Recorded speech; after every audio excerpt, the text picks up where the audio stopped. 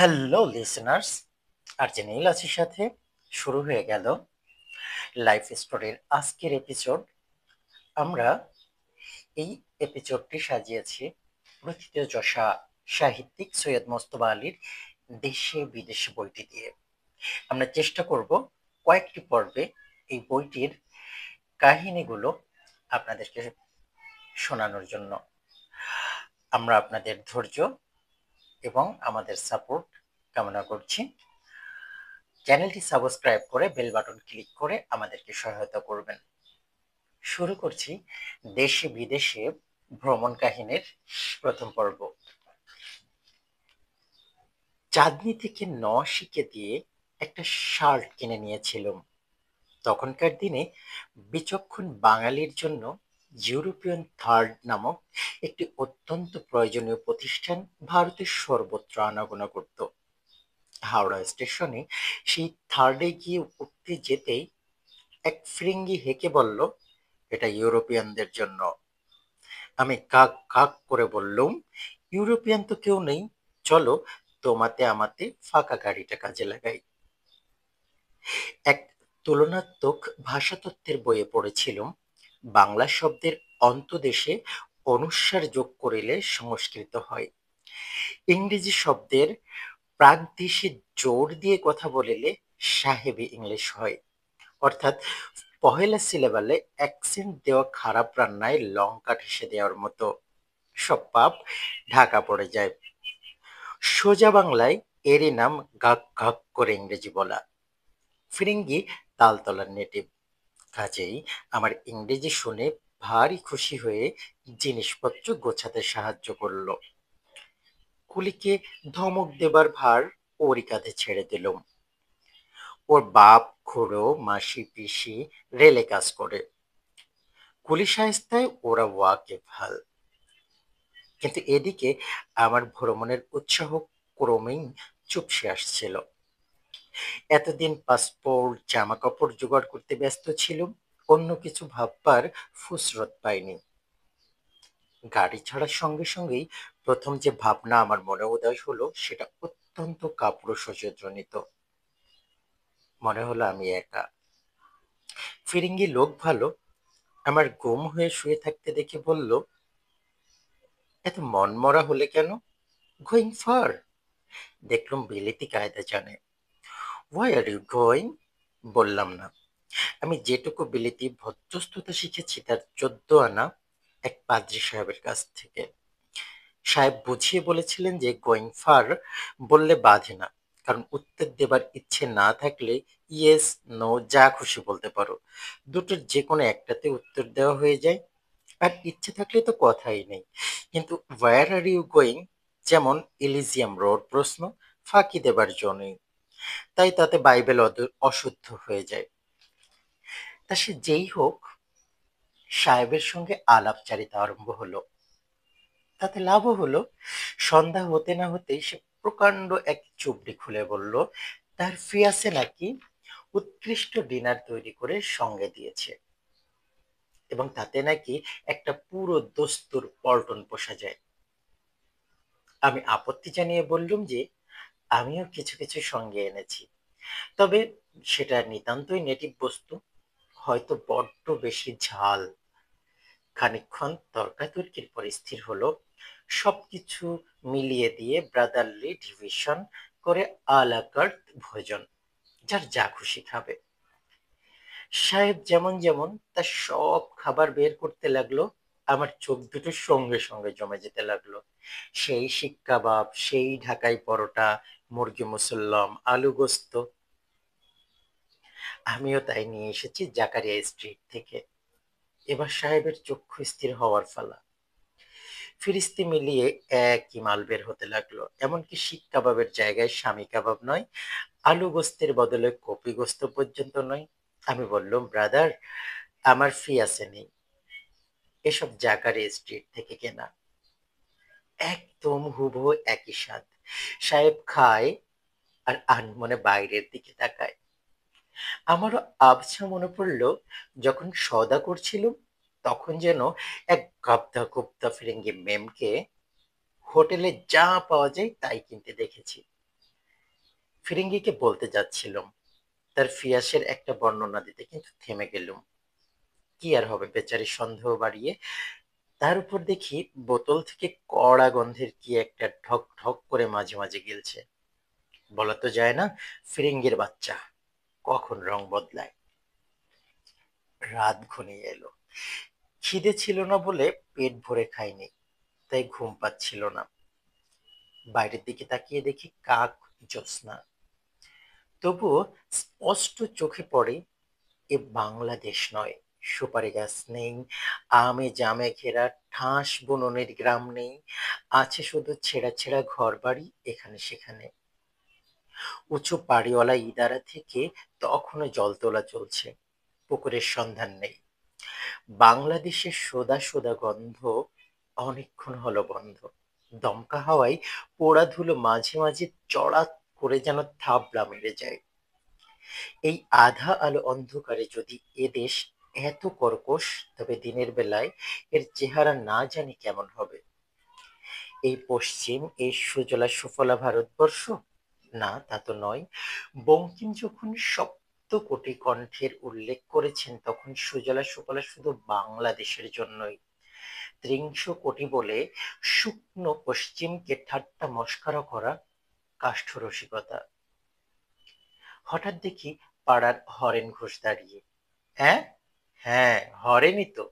কি করে মানে? আবার গাইছে ত্রিংশ কোটি ত্রিংশ কোটি কোটি কোটি। না, এ তো চেকার সাহেব, টিকিট চেক করতে এসেছে। কোটি কোটি নয়, টিকিট টিকিট বলে চেঁচাচ্ছে। থার্ড ক্লাস ইউরোপিয়ান হলে কি হবে? রাত 13টার সময় ঘুম ভাঙিয়ে টিকিট চেক না করলেও যে নিজেই ঘুমিয়ে পড়বে। ধর্মর করে জেগে দেখি গাড়ির চেহারা বদলে গিয়েছে। ইউরোপিয়ান কম্পার্টমেন্ট দিশি বেশ ধারণ করেছে। বাক্স, তোরঙ্গ, পেটরা, চাঙ্গারি চতুর্দিকে ছড়ানো। ফিরিঙ্গি কখন কোথায় নেবে গিয়েছে টের পাইনি। তার খাবারের চাঙারিটা রেখে গিয়েছে, এক টুকরো চিরকুট লাগানো, তাতে লেখা good luck for the long journey. ফিরিঙ্গি হোক, সাহেব হোক, তবু তো কলকাতার লোক, তালতলার লোক। ওই তালতলাতেই ইরানি হোটেলে কতদিন খেয়েছি। হিন্দু বন্ধুদের মোগলাই খানার কায়দা কানুন শিখিয়েছি। স্কয়ারের পুকুর পাড়ে বসে সাঁতার কাটা দেখেছি। গোরা সেপাই আর ফিরিঙ্গিতে মেম সাহেব নিয়ে হাতাহাতিতে হাত তালি দিয়েছি। আর বাড়িয়ে বলবো না। এই তালতলারই আমার এক দার্শনিক বন্ধু একদিন বলেছিলেন যে এমেটিন ইঞ্জেকশন নিলে মানুষ নাকি হঠাৎ অত্যন্ত স্যাঁতসেঁতে হয়ে যায়, ইংরেজিতে যাকে বলে মডলিন। তখন নাকি পাশের বাড়ির বেড়াল মারা গেলে মানুষ বালিশে মাথা গুজে ফুফিয়ে ফুফিয়ে কাঁদে। বিদেশে যাওয়া আর এমেটিন ইঞ্জেকশন নেওয়া প্রায় একই জিনিস। কিন্তু উপস্থিত সে গবেষণা থাক, ভবিষ্যতে যে তার বিস্তর যোগাযোগ হবে সে বিষয়ে কোনো সন্দেহ নেই।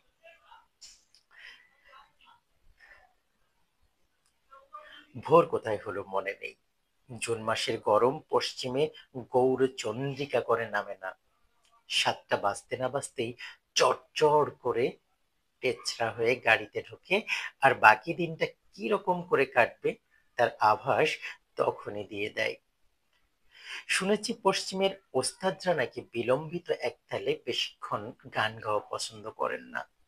দ্রুত তেতালেই তাদের কালোয়াতি দেখানোর শখ।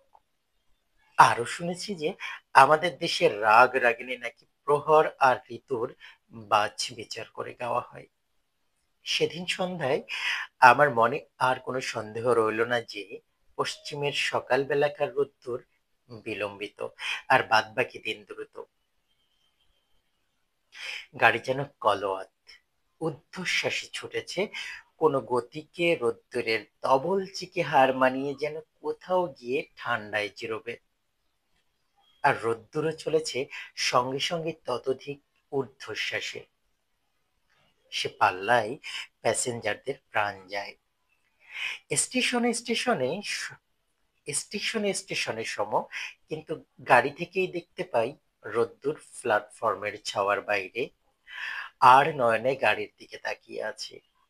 বাঘা তবলছি যেরকম দুই গানের মাঝখানে বায়া তবলার পিছনে ঘাপটি মেরে চাটিম চাটিম বোল তোলে, আর বাঁকা নয়নে ওস্তাদের পানে তাকায়। কখন খেয়েছি, কখন ঘুমিয়েছি, কোন কোন স্টেশন গেল, কে গেল, না তার হিসাব রাখিনি। সে গরমে নেশা ছিল, তা না হলে কবিতা লিখবো কেন? বিবেচনা করুন। দেখিলাম পোড়া মাঠ, যতদূর দিগন্তের পানে, দৃষ্টি যায় দগ্ধ ক্ষুব্ধ ব্যাকুলতা, শান্তি নাহি প্রাণে ধরিত্রীর কোনোখানে। সবিতার ক্রুদ্ধ অগ্নিদৃষ্টি বর্ষিছে নির্মম বেগে, ঘুমড়ে উঠেছে সর্বসৃষ্টি অরণ্য পর্বত জনপদে। যমুনার শুষ্ক বক্ষ এতির অতির ব্যাপী, শুষিয়াছে কোন ক্রূর যক্ষ তার স্নিগ্ধ মাতৃরস। হাহাকার ওঠে সর্বনাশা চরাচরে, মনে হয় নাই নাই নাই কোন আশায় এ মরুরে প্রাণ দিতে সুধাসিক্ত শ্যামলিম ধারে। বৃত্তের জিঘাংসা আজ পরজন্মের সর্বশক্তিকারে বাসব অসবরিক্ত। ধরনের শুষ্ক স্তন তৃণে প্রেত জনি গাভী বৎসরিত আশ ক্লান্ত টেনে টেনে। কি কবিতা! পশ্চিমের মাঠের চেয়েও নিরস কর্কশ। গুরুদেব যতদিন বেঁচে ছিলেন ততদিন এ পদ্য ছাপানো হয়নি। গুরুসাপ, ব্রহ্মসাপ। আমরা চলে যাচ্ছি দ্বিতীয় অংশে। গায়ের পাঠশালা। বুড়ো পণ্ডিত মশাই হাই তুলতেই তুড়ি দিয়ে করুণ কণ্ঠে বলতেন, রাধে গো ব্রজ সুন্দরী, পার করো পার করো। বড় হয়ে মেলা হিন্দি উর্দু পড়েছি, নানা দেশের নানা লোকের সঙ্গে আলাপচারিতা হয়েছে, কিন্তু পার করো বলে ঠাকুর দেবতাকে স্মরণ করতে কাউকে শুনিনি। শতদ্রু, বিপাশা, ইরাবতী, চন্দ্রভাগা, বিতস্তা পার হয়ে এতদিন বাদে তত্ত্বটা বুঝতে পারলুম। নামগুলো ছেলেবেলায় মুখস্থ করেছি, ম্যাপে ভালো করে চিনে নিয়েছি, আর কল্পনায় দেখেছি তাদের বিরাট তরঙ্গ, খরতর স্রোত। ভেবেছি আমাদের গঙ্গা, পদ্মা, মেঘনা, বুড়িগঙ্গা এনাদের কাছে ধুলি পরিমাণ। গাড়ি থেকে তাকিয়ে দেখে বিশ্বাস হয় না এরাই ইতিহাস ভূগোলের নাম করা মহাপুরুষের দল। কোথায় তরঙ্গ আর কোথায় তীরের মতো স্রোত, এপার ওপার জুড়ে শুকনো খা খা বালুচর। জল যে কোথায় তার পাত্তাই নেই। দেখতে হলে মাইক্রোস্কোপ টেলিস্কোপ দুইয়েরই প্রয়োজন। তখন বুঝতে পারলুম ভবযন্ত্রণা পশ্চিমাদের মনে নদী পার হবার ছবি কেন এঁকে দেয় না। এসব নদীর বেশিরভাগ পার হওয়ার জন্য ঠাকুর দেবতার তো দরকার নেই, মাঝি না হলেও চলে। বর্ষাকালে কি অবস্থা হয় জানি নে, কিন্তু ঠাকুর দেবতাদের তো আর কিস্তিবন্দি করে মৌসুম মাফিক ডাকা যায় না। 3 দিনের বর্ষা, তার জন্য 12 মাস চেল্লাচিল্লি করাও ধর্মের খাতে বেজায় বাঁচে খরচা। গাড়ি এর মাঝে আবার ভোল ফিরিয়ে নিয়েছে, দাড়ি লম্বা হয়েছে, টিকি খাটো হয়েছে, নাদুস নুদুস লালাচিদের মিষ্টি মিষ্টি আইয়ে বেঠিয়ে আর শোনা যায় না।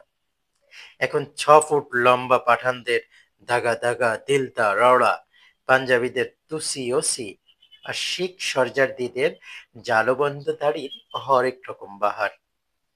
পুরুষ যেরকম মেয়েদের কেশ নিয়ে কবিতা লেখে, এদেশের মেয়েরা বোধ করি সর্জারদিদের দাড়ি সম্বন্ধে তেমনই গজল গায়, যে দাড়িতে পাক ধরলে মার্সিয়া জারি গানে বার্ধক্যকে বেইজ্জত করে। তাতে আশ্চর্য হবারই বাকি। তেওফিল গাতিয়েরের এক উপন্যাসে পড়েছি, ফরাসি দেশে যখন প্রথম দাড়ি কামানো আরম্ভ হয়, তখন এক বিদগ্ধা মহিলা গভীর মনোবেদনা প্রকাশ করে বলেছিলেন, চুম্বনের আনন্দ ফরাসি দেশ থেকে লোপ পেল। শ্মশ্রু ঘর্ষণের ভিতর দিয়ে প্রেমিকের দুর্বার পৌরুষের যে আনন্দঘন আস্বাদন পেতুম, ফরাসি স্ত্রী জাতি তা থেকে চিরতরে বঞ্চিত হলো। এখন থেকে ক্লিবের রাজত্ব। কল্পনা করতেও ঘেন্নায় সর্বাঙ্গ রি রি করে ওঠে। ভাবুন, কোন সর্দারজিকে এ বিষয়ে রায় জাহির করতে বলি। ফরাসি দাড়ি তাদের গৌরবের মধ্যাহ্ন গগনেও সর্দারজির দাড়িকে যখন হার মানাতে পারেনি, তখন এ দেশের মহিলা মহলে নিশ্চয়ই এ সম্বন্ধে অনেক প্রশস্তি তারিফ গাওয়া হয়েছে। কিন্তু ভাবগতি দেখে সাহস পেলাম না।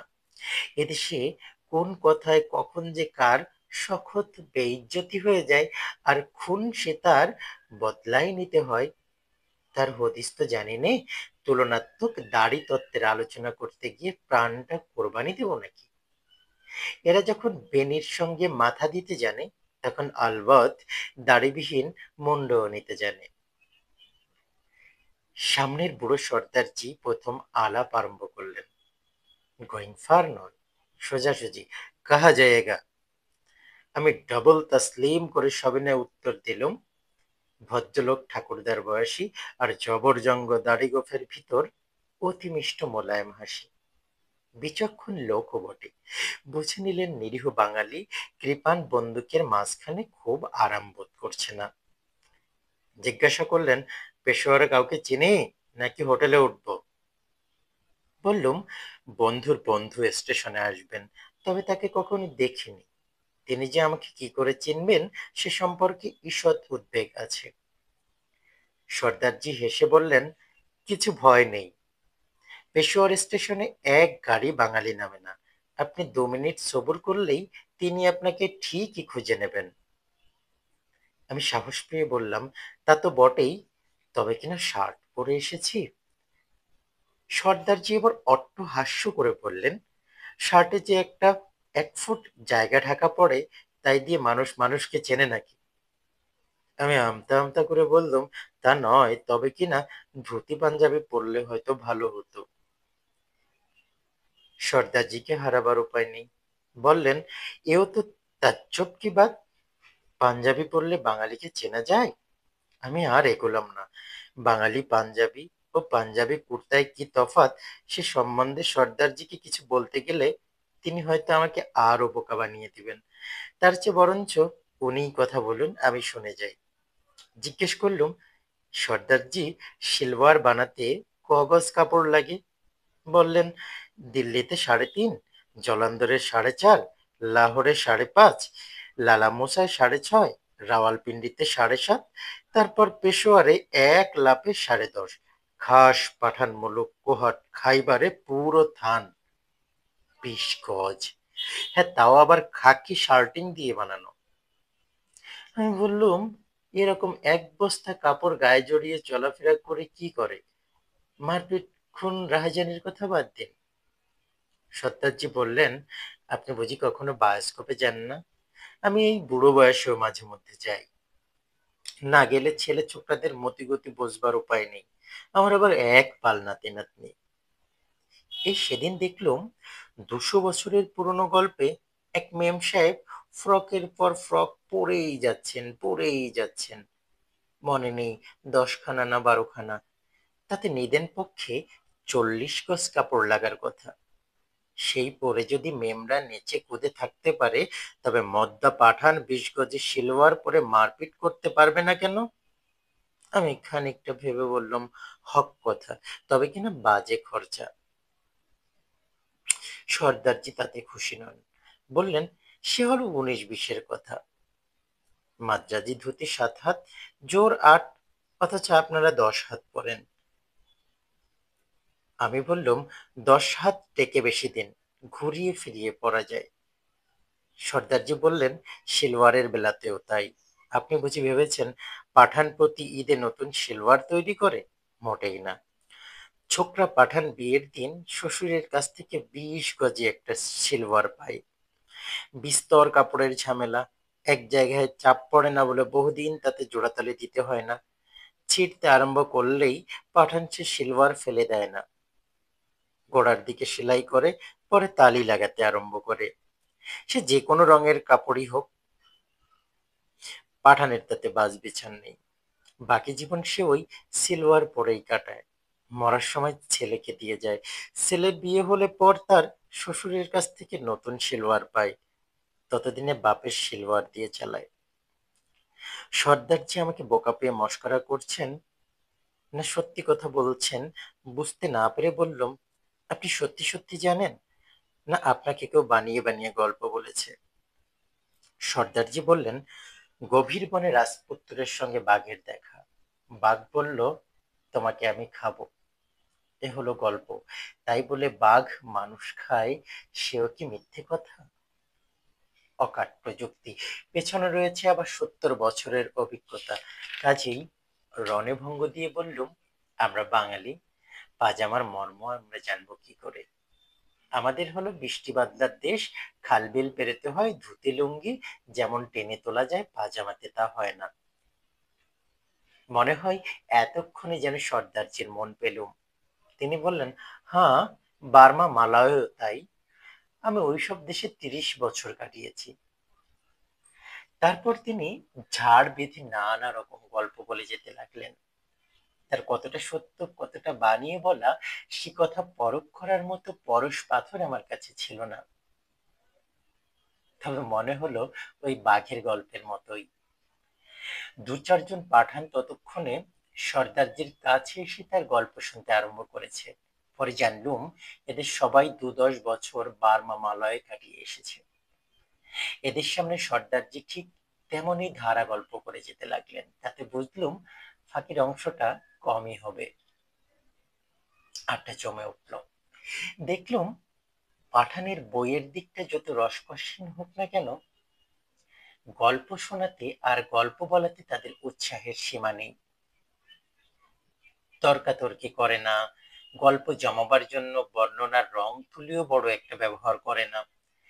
সব যেন উড কাঠের ব্যাপার, সাদামাটা কাঠখোট্টা বটে, কিন্তু ওই নিরস নিরলঙ্কার বলার ধরনে কেমন যেন একটা গোপন কায়দা রয়েছে, যার জোর মনের উপর বেশ জোরে দাগ কেটে যায়।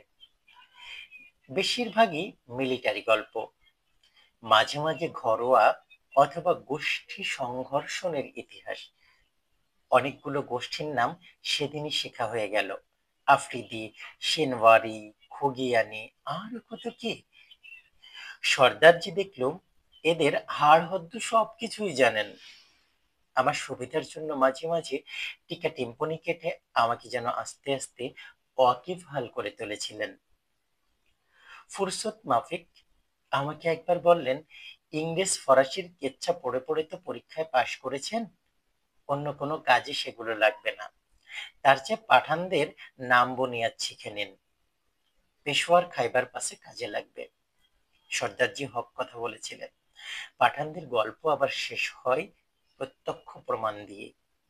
ভাঙা ভাঙা পশতু উর্দু পাঞ্জাবি মিশিয়ে গল্প শেষ করে বলবে, তখন তো আমার কুছ মালুমই হলো না, আমি যেন সারাবীর বেহুশিতে মশগুল। পরে সব সফসফা বিলকুল ঠান্ডা। তখন দেখি বাঁ হাতের দুটো আঙ্গুল উড়ে গেছে। এই দেখুন, বলে 22 গজি শিরোয়ারের ভাঁজ থেকে বাঁ হাতখানা তুললেন। আমি দরদ দেখাবার জন্য জিজ্ঞেস করলুম, হাসপাতালে কতদিন ছিলেন? সুবে পাঠানিস্তান একসঙ্গে হেসে উঠল। বাবুজির অজ্ঞতা দেখে ভারী খুশি। পাঠান বলল, হাসপাতাল আর বিলায়তি ডাক্তার কাহা বাবুজি? বিবি পট্টি বেঁধে দিলেন, দাদিমা কুচকুচ হলুদ ভি লাগিয়ে দিলেন, মোল্লাজি ফুফুকার করলেন, আব দেখিয়ে মালুম হয় যে আমি 3 আঙ্গুল নিয়েই জন্মেছি। পাঠানের ভগ্নিপতিও গাড়িতে ছিল, বলল যে 3 জনের কথা বললে তাদের ভয়ে আজরাইল তোমাদের গায়ে ঢোকে না, তোমাকে মারে কি? সবাই হাসলো। আমার দিকে তাকিয়ে বলল, ওর দাদিজানের কেচ্ছা ওকে বলতে বলুন না। পাহাড়ের উপর থেকে পাথরের পর পাথর গড়িয়ে ফেলে কিরকম একটা পুরো দস্তুর গোড়া পল্টনকে 3 ঘন্টায় কাবু করে রেখেছিলেন। সেদিন গল্পের প্লাবনে রৌদ্র আর গ্রীষ্ম দুই ডুবে গিয়েছিল।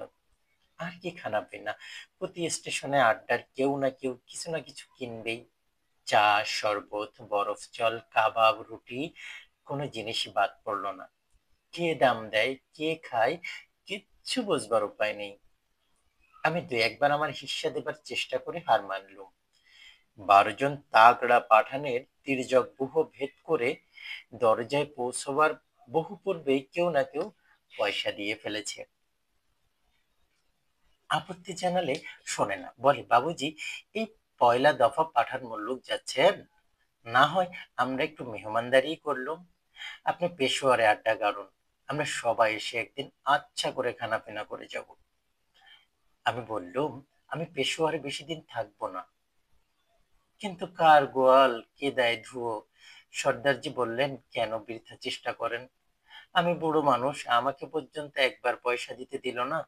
যদি পাঠানের আত্মীয়তা মেহমানদারি বাদ দিয়ে এদেশে ভ্রমণ করতে চান, তবে তার একমাত্র উপায় কোনো পাঠানের সঙ্গে একদম একটি কথাও না বলা। তাতেও সবসময় ফল হয় না। পাঠানের দল আপত্তি জানিয়ে বলল, আমরা গরিব, পেটের ধান্দায় তামাম দুনিয়া ঘুরে বেড়াই, আমরা মেহমানদারি করব কি দিয়ে?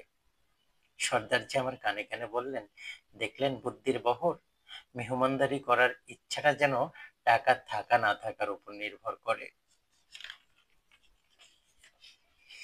লিসেনার্স, আমরা চলে যাচ্ছি তৃতীয় পর্বে।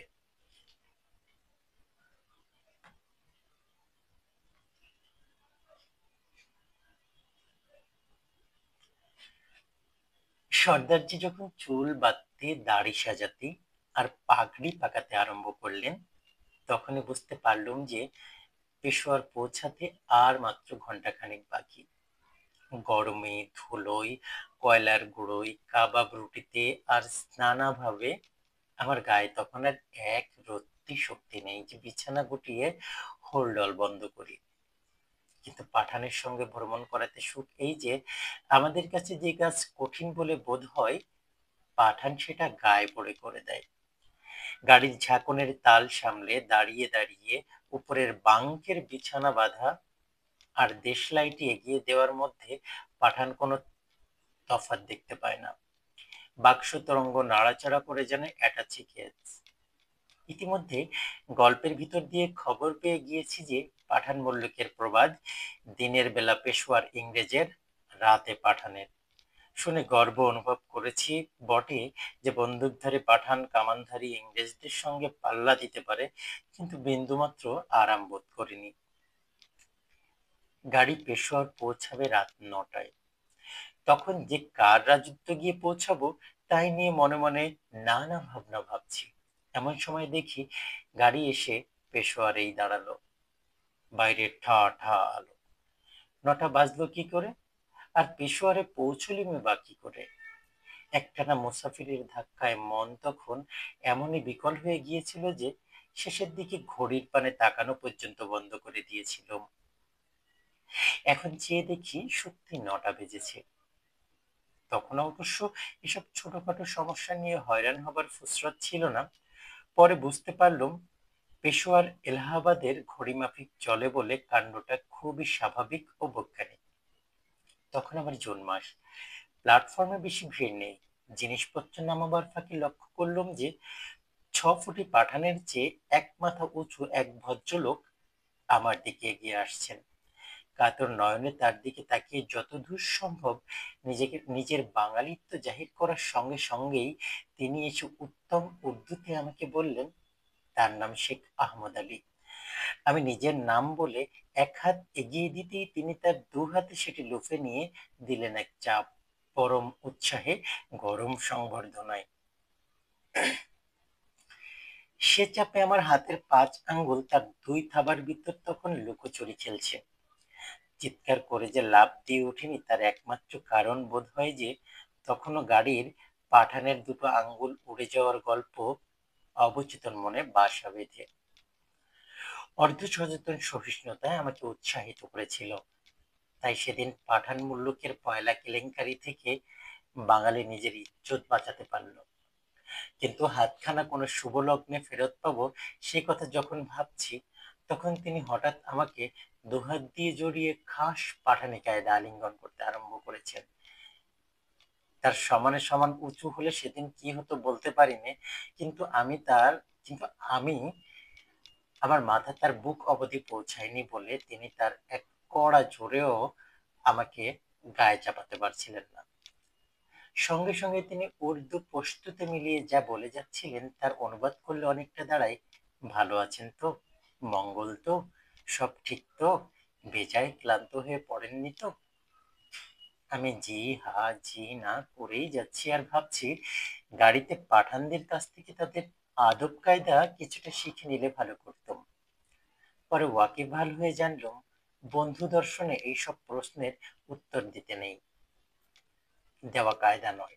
উভয় পক্ষ একসঙ্গে প্রশ্নের ফিরিস্তি আউড়ে যাবেন অন্তত 2 মিনিট ধরে, তারপর হাত মেলান, বুক মেলান, শেষ হলে একজন একটি প্রশ্ন শুধাবেন, কিরকম আছেন? আপনি তখন বলবেন, শুকুর আলহামদুলিল্লাহ, অর্থাৎ খোদা তাআলাকে ধন্যবাদ। আপনি কিরকম? তিনি বলবেন, শুকুর আলহামদুলিল্লাহ। সর্দি কাশির কথায় ইনিয়ে বিনিয়ে বলতে হলে তখন বলতে পারেন, কিন্তু মিলনের প্রথম ধাক্কায় প্রশ্ন তরঙ্গের উত্তর নানা ভঙ্গিতে দিতে যাওয়া সখ্যাত বেয়াদবি। খানিকটা কোলে পিঠে, খানিকটা টেনে হিচড়ে তিনি আমাকে স্টেশনের বাইরে এনে একটা টাঙ্গায় বসালেন। আমি তখন শুধু ভাবছি, ভদ্রলোক আমাকে চেনেন না, জানেন না, আমি বাঙালি, তিনি পাঠান, তবে যে এত সংবর্ধনা করছেন, তার মানে কি? এরা কতটা আন্তরিক আর কতটা লৌকিকতা! আজ বলতে পারি পাঠানের অভ্যর্থনা সম্পূর্ণ নির্জলা আন্তরিক। অতিথিকে বাড়িতে ডেকে নেওয়ার মতো আনন্দ পাঠান অন্য কোনো জিনিসে পায় না। আর সে অতিথি যদি বিদেশি হয় তাহলে তো আর কোনো কথাই নেই। তারও বাড়া যদি সে অতিথি পাঠানের তুলনায় রোগা দুবলা 5.5 ফুটি হয়। ভদ্রলোক পাঠানের মারপিট করা মানা, তাই সে তার শরীরের অফুরন্ত শক্তি নিয়ে কি করবে ভেবে পায় না। রোগা দুবলা লোক হাতে পেলে আর্তকে রক্ষা করার কৈবাল্যনন্দ সে তখন উপভোগ করে, যদিও জানে যে কাজের বেলায় তার গায়ের জোরের কোনো প্রয়োজনই হবে না। টাঙ্গা তো চলেছে পাঠানি কায়দায়। আমাদের দেশে সাধারণ লোকজন রাস্তা সাফ করে দেয়, গাড়ি সোজা চলে। পাঠান মুল্লুকের লোকজন যার যেমন খুশি চলে, গাড়ি এঁকে বেঁকে রাস্তা করে নেয়। ঘন্টা বাজানো, চিৎকার করা বৃথা। খাস পাঠান কখনো কারোর জন্য রাস্তা ছেড়ে দেয় না। সে স্বাধীন, রাস্তা ছেড়ে দিতে হলে তার স্বাধীনতা রইল কোথায়? কিন্তু ওই স্বাধীনতার দাম দিতেও যে কসুর করে না। ঘোড়ার নালে চাট লেগে যদি তার পায়ের এক খাবলা মাংস উড়ে যায়, তাহলে সে রেগে গালাগালি, মারামারি বা পুলিশ ডাকাডাকি করে না। পরম অশ্রদ্ধ বিরক্তি সহকারে ঘাড় বাঁকিয়ে শুধু জিজ্ঞেস করে, দেখতে পাস না? গাঢ় অনস্বাধীন পাঠান ততোধিক অবজ্ঞা প্রকাশ করে বলে, তোর চোখ নেই? ব্যাস, যে যার পথে চলে। দেখলুম পেশোয়ারের 12 আনা লোক আহমদ আলীকে চেনে। আহমদ আলী বোধ হয় 10 আনা চেনেন। 2 মিনিট অন্তর অন্তর গাড়ি থামান আর পুস্তু জবানে কি একটা বলেন, তারপর আমার দিকে তাকিয়ে হেসে জানান, আপনার সঙ্গে খেতে বললুম, আপত্তি নেই তো? আহমদ আলীর স্ত্রীর সৌভাগ্য বলতে হবে, কারণ তিনিই রাঁধেন। পর্দা বলে বাড়েন না যে তাদের বাড়ি স্টেশনের কাছে, না হলে সে রাত্রে আহমদ আলীর বাড়িতে পাঠান মুল্লুকের জিরগা বসে যেত। সরল পাঠান ও সুচতুর ইংরেজে এক জায়গায় মিল আছে। পাঠান মাত্রই ভাবে বাঙালি বোমা মারে, ইংরেজেরও ধারণা অনেকটা তাই। Ahmad Ali CID inspector. আমি তার বাড়ি পৌঁছবার ঘন্টাখানেকের ভিতর এক পুলিশ এসে আহমদ আলীকে একখানা চিঠি দিয়ে গেল। তিনি সেটা পড়েন আর হাসেন। তারপর তিনি রিপোর্টখানা আমার দিকে এগিয়ে দিলেন। তাতে রয়েছে আমার একটি পুঙ্খানুপুঙ্খ বর্ণনা, এবং বিশেষ করে জোর দেওয়া হয়েছে যে লোকটা বাঙালি। আহমদ আলী যেন উক্ত লোকটার অনুসন্ধান করে সদাশয় সরকারকে তার হাল হকিকত বাতলান। আহমদ আলী কাগজের তলায় লিখলেন, ভদ্রলোক আমার অতিথি। আমি বললুম, নাম ধাম মতলবটা লিখে দিন, জানতে চেয়েছে যে। আহমদ আলী বললেন, কি আশ্চর্য, অতিথির পিছনে গোয়েন্দাগিরি করবো নাকি? আমি ভাবলুম পাঠান মুল্লুকে কিঞ্চিত বিদ্যা ফলায়। বললুম, কর্ম করে যাবেন নিরাসক্ত ভাবে, তাতে অতিথির লাভ লোকসানের কথা উঠবে না। এই হলো গীতার আদেশ। আহমদ আলী বললেন, হিন্দু ধর্মে শুনতে পাই অনেক কেতাব আছে, তবে আপনি বেছে বেছে একখানা গীতার বই থেকে উপদেশ ছাড়লেন কেন? তো সেই কথা থাক, আমি বিশ্বাস করি কোনো কর্ম না করাতে, সে আসক্তই হোক আর নিরাসক্তই হোক, আমার ধর্ম হচ্ছে উবুর হয়ে শুয়ে থাকা। উবুর হয়ে শুয়ে থাকা কথাটা আমার মনে একটু ধোকা লাগলো। আমরা বলি চিত হয়ে শুয়ে থাকবো, এবং এই চিত হয়ে শুয়ে থাকাটা ইংরেজ পছন্দ করে না বলে লাইং সুপাইন কর্মটি প্রভৃতির পক্ষে অপকর্ম বলে গণ্য হয়। পাঠানে ইংরেজে মিল আছে পূর্বেই বলেছি। ভাবলুম তাই বোধ হয় পাপটা এড়াবার ও আরামটি বজায় রাখার জন্য পাঠান উবুর হয়ে শুয়ে থাকার কথাটা আবিষ্কার করেছে। আমার মনে তখন কি দ্বিধা, আহমদ আলী আন্দাজ করতে পেরেছিলেন কিনা জানি নে। নিজের থেকেই বললেন, তা না হলে এদেশে রক্ষা আছে? এই তো মাত্র সেদিনের কথা, রাত্রে বেরিয়েছি রোদে, মশহুর নাচনে ওয়ালি জানকি বাই কয়েকদিন ধরে গুম। যদি কোনো পাত্তা মেলে। আমি তো আপন মনে হেঁটে যাচ্ছি, আমার প্রায় 50 গজ সামনে জন আষ্টেক গোরা সিপাই কাঁধ মিলিয়ে রাত্রির টহলে কদম কদম এগিয়ে যাচ্ছে। হঠাৎ একসঙ্গে এক লহমায় অনেকগুলো লাইফেলের কড়াক পেং। আমি তড়াক করে লম্বা হয়ে মাটিতে শুয়ে পড়লাম, তারপর গড়িয়ে গড়িয়ে পাশের নর্দমায়। সেখানে উবুর হয়ে শুয়ে শুয়ে মাথা তুলে দেখি গোরার বাচ্চারা সব মাটিতে লুকিয়ে। জন দশেক আফ্রিদি চটপট গোরাদের রাইফেলগুলো তুলে নিয়ে অন্তর্ধান। আফ্রিদির নিশান সাক্ষাৎ জমদূতের ফরমান। মকমল ডিগ্রি কিস্তি বরখলাফের কথাই ওঠে না। তাই বলি, উপুর হয়ে শুয়ে থাকতে না জানলে কখন যে কোন আফ্রিদির নজরে পড়ে যাবেন বলা যায় না। যান বাঁচাবার এই হলো পয়লা নাম্বারের তালিম। আমি বললুম, চিত হয়ে থাকলেই বা দোষ কি? আহমদ আলী বললেন, হুম, চিত হয়ে শুয়ে থাকলে দেখতে পাবেন খোদা তালার আসমান, সে বড় খুবসুরত। কিন্তু মানুষের বদমাইশির উপর নজর রাখবেন কি করে? কি করে জানবেন যে ডেরা ভাঙার সময় হলো? আর এখানে শুয়ে থাকলে নয়া ফ্যাসাদে বাধা পড়ার সম্ভাবনা। মিলিটারি আসবে, তদন্ত হবে, আপনাকে পাকড়ে নিয়ে যাবে। তার চেয়ে আফ্রিদির গুলি ভালো। আমি বললুম, সে না হয় আমার বেলায় হতে পারতো, কিন্তু আপনাকে তো রিপোর্ট দিতেই হতো। আহমদ আলী বলল, তবা তবা, আমি রিপোর্ট করতে যাব কেন? আমার কি দায়? গোরার রাইফেল, আফ্রিদির তার উপর নজর। যে জিনিসে মানুষের জাত প্রথা, তার জন্য মানুষ জান দিতে পারে, নিতেও পারে। আমি ফ্যাসাদে কেন ঢুকি? বাঙালি বোমা মারে, কেন মারে খোদায় মালুম। রাইফেলে তাও তার শখ নেই। ইংরেজ বোমা খেতে পছন্দ করে না, কিন্তু বাঙালির গো সে খাওয়াবেই। তার জন্য সে জান দিতে কবুল, নিতেও কবুল। আমি কেন ইংরেজকে আপনার হাড় হদ্দরের খবর দেব? জান লেনদেনের ব্যাপারে তৃতীয় পক্ষের দূরে থাকা উচিত। আমি বললুম, হক কথা বলেছেন। রাসেলের ওই মত, ভ্যালুজ নিয়ে নাকি তর্ক হয় না। ইংরেজি পাঠানে বিস্তর মিল দেখতে পাচ্ছি। কিন্তু বাঙালি কেন বোমা মারে? সে তো অত্যন্ত সোজা প্রশ্ন। স্বাধীনতার জন্য। স্বাধীনতা পেয়ে গেলে সেটা বাঁচিয়ে রাখার জন্য রাইফেলের প্রয়োজন হয়। তাই বোধ করি স্বাধীন আফ্রিদির কাছে রাইফেল এত প্রিয় বস্তু। আহমদ আলী অনেকক্ষণ আপন মনে কি যেন ভাবলেন। বললেন, কি জানি স্বাধীনতা কিসের জোরে টেকে, রাইফেলের জোরে না বুকের জোরে? আমি এই পরশুদিনের একটা দাঙ্গার কথা ভাবছিলাম। জানেন বোধ হয়, পেশোয়ারের প্রায় প্রতিটি পাড়ায় একজন করে গুন্ডার সর্দার থাকে। দুই পাড়ার গুন্ডার দলে সেদিন লাগলো লড়াই। গোলাগুলির ব্যাপার নয়, হাতাহাতি, জোর ছোড়াছুড়ি। একদল মিনিট দশেক পরে মার সইতে না পেরে দিল ছুট, কিন্তু তাদের সর্দার রইল দাঁড়িয়ে। সমস্ত দল তখন পড়ল গিয়ে তার ঘাড়ে। মেরে গুতিয়ে থেতলে যখন ভাবলো সে মরে গেছে, তখন তাকে ফেলে সবাই চলে গেল। কাল তাকে হাসপাতালে দেখে এলুম। অন্তত 6 মাস লাগবে সারতে, যদি ফাড়াটা কাটে। কখনো পাঁজর ভেঙেছে, হাতে কটা ফুটো হয়েছে, তার হিসেব নিকেশ এখনো শেষ হয়নি। কিন্তু আশ্চর্য হলাম দেখি যে লোকটা অতি রোগা, টিংটিঙে 5.5 ফুট হয় কিনা, ছোড়াও নাকি সে চালাতে জানে না, রাইফেলও সে রাখে না। ব্যাস, ওই এক চিজ আছে, হিম্মত। বিস্তর মার খেয়েছে অনেকবার, মেরেছে অল্প, মারিয়েছে অনেক, পালায়নি কখনো। আসামি হয়ে আদালতে এসেছে বহুবার, কখনো ফরিয়াদি হয়নি। বলে 5 জনের বিপদ আপদের ফয়সালা